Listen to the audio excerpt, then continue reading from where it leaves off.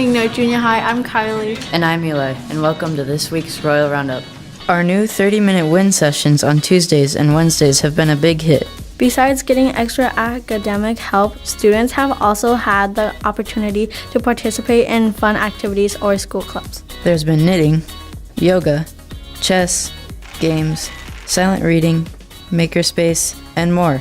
Some 7th graders were even able to go deeper in life science by dissecting fetal pigs. Students have also had the chance to record original music through our Royal Record Club or explore LGBTQ issues with our Gay Straight Alliance. Both Royal Records and the GSA meet on A-days during WIN. Make sure you're checking out all the different options for things to try and finding something that's right for you.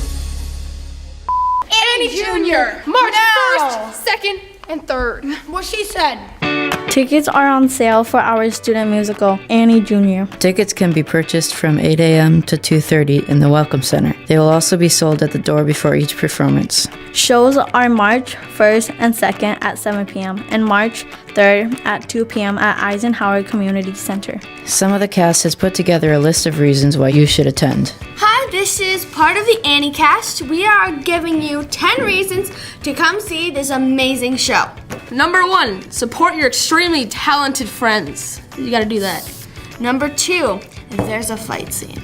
Number 3, people get lifted in chairs. Whoa. Number 4, people get thrown into things.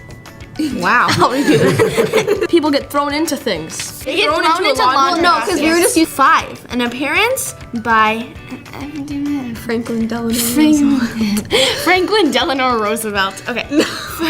Redo that. Delano. Franklin Delano.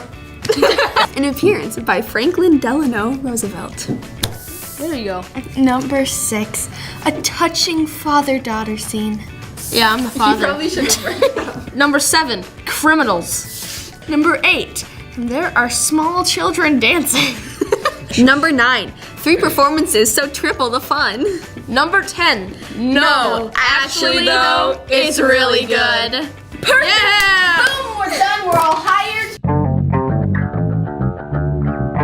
Hello, I'm Riley, and I want to recommend this book called Six of Crows by Lee Bardugo. It's about this gang called the Dregs, who are a band of 6 criminals: W.I.N, Jesper, Kaz, and Edge, and Nina and Matthias. It is a fantasy series. It takes place in a fantasy world called Ketterdam. Throughout the whole entire book, the Dregs are trying to get into this place, the most highly guarded fortress in this land, called the Ice Court.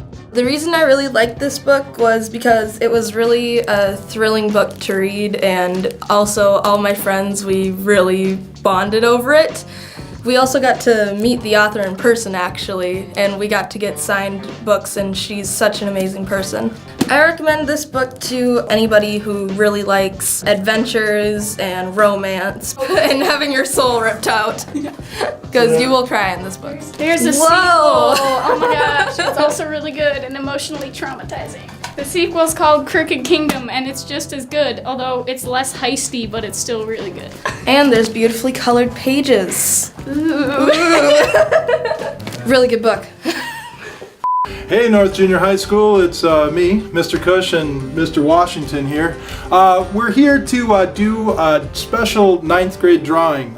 We were unable to get to our drawing yesterday, Thursday, for our 9th grade Pride celebration. So instead of doing it then, we're going to do it today. So we want to start by recognizing our 9th graders. Our first winner is Clara Ellig, acknowledged by Ms. Edwards and Ms. Markison for being determined. Our second winner is Tori Brox, recognized by Ms. Hamilton for being excellent. Our third winner is Audrey Ensminger for being respectful, inclusive, positive, determined, and excellent.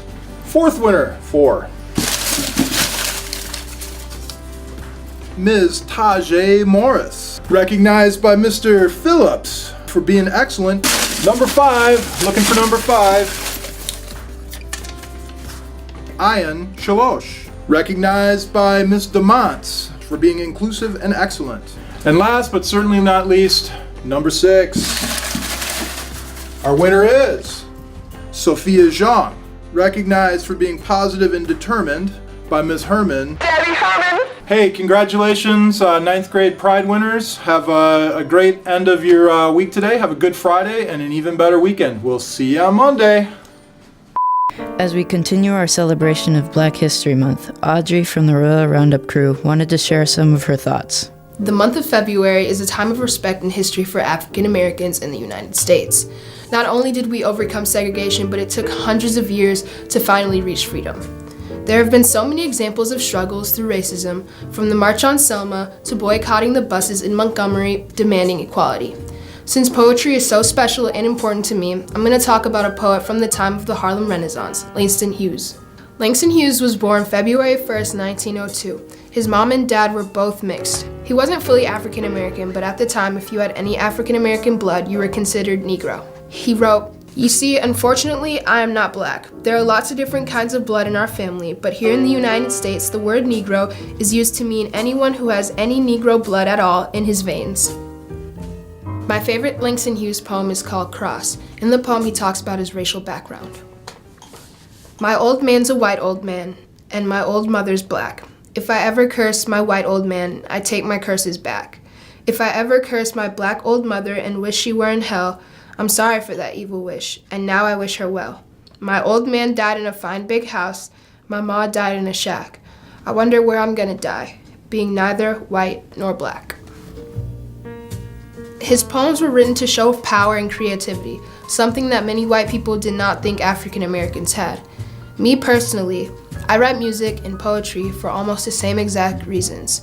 Most of the songs I write are about certain problems that the world faces, and I would express myself about those certain conflicts, just like Langston. Yet, there are many differences between Langston and I. Number 1, Langston was a male. Many might not think that matters, but back then, the female African American was even more disrespected than the male.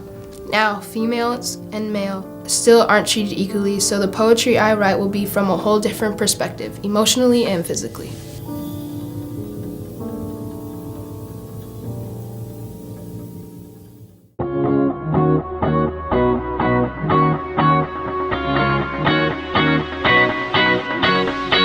We got a Maya battle, starter of the Hopkins varsity girls.